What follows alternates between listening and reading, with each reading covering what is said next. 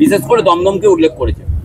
দেখুন, তারা অধিকাংশ জায়গাতেই হেরে যাবেন এই রায়টা বুঝতে পেরে গেছেন। বারবার হাওয়াই চটি এমনি ছেড়ে যাচ্ছে না। পশ্চিমবঙ্গের মানুষের যেভাবে, হিন্দু মুসলমান সবার, যে কোনো ধর্মের মানুষের, মধ্যবিত্ত নিম্ন মধ্যবিত্ত মানুষের এত বড় যারা যেভাবে সর্বনাশ করেছেন, তাতে তার মিছিলেও ভিড় হচ্ছে না। তাদের দলের লোকেরাই তাদের সঙ্গে হাঁটতে চাইছেন। এবং প্রবল গরম পড়েছে, কখনো প্রবল রোদ্দুরের গরম, কখনো মেঘলা, মেঘের জন্য ভ্যাপসা গরম।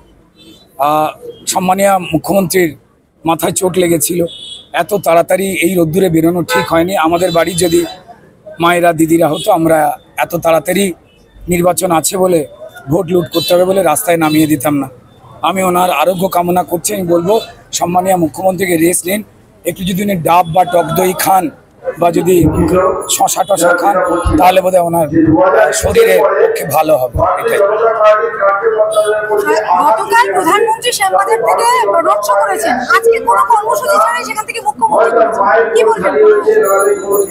দেখুন, খুব সোজা কথায় বলতে গেলে হাফ প্যান্টের সঙ্গে ফুল প্যান্টের যে তফাৎ আমরা দেখি, গামছার সঙ্গে তোয়ালের যে তফাৎ আমরা দেখি, সেই লড়াই তো কখনো জমে না। তো তাই এই বৃথা একটা চেষ্টা চলছে। এই চেষ্টা থেকে যদি উনি বিরত থাকতেন, তো তাহলে যেভাবে মিডিয়ার সামনে উনি নিজেকে অসম্মানিত করছেন, এইভাবে নিজেকে অন্তত হাসির পাত্র বা পাত্রী করে তুলতেন না। চালু হলো, বলবেন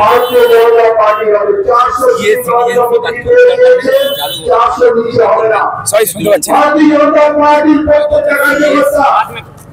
দমদমে তিনবারের সাংসদ কি এক্সপেক্ট করছেন? দমদমে তিনবারের সাংসদ উনি নিজেই ইলেকশনের সময় বলে দিয়েছেন যে আমি টিকিট কিনে জানি না, টিকিট পাবো কিনা জানি না। ওনাকে দেখলাম যে উনি ট্রেন চালাচ্ছেন, খুব ভালো। হেরে গিয়ে রিটায়ারমেন্টের পর চুরি না করে ট্রেন বা টোটো চালালে সব পথে রোজগারের রাস্তা বেছে নিয়েছেন সৌগত বাবু, তাকে আমি ধন্যবাদ জানাই। উনি হেরে যাবেন বুঝতে পেরেছেন, ট্রেন চালানো প্র্যাকটিস করছেন, সব পথে রোজগার। আমি জানি হাসাহাসি করবো না।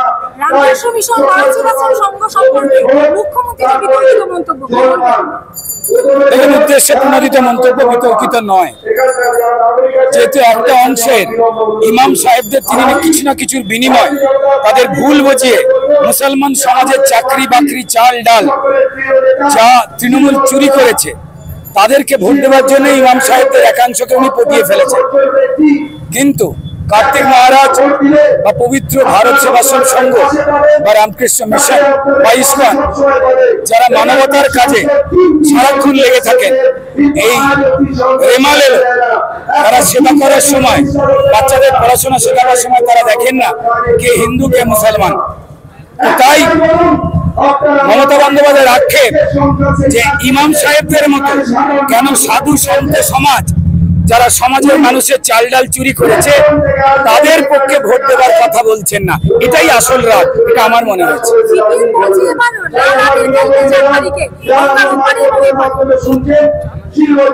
34 বছর ধরে তারা কি করেছিলেন সিপিএম সবাই জানে।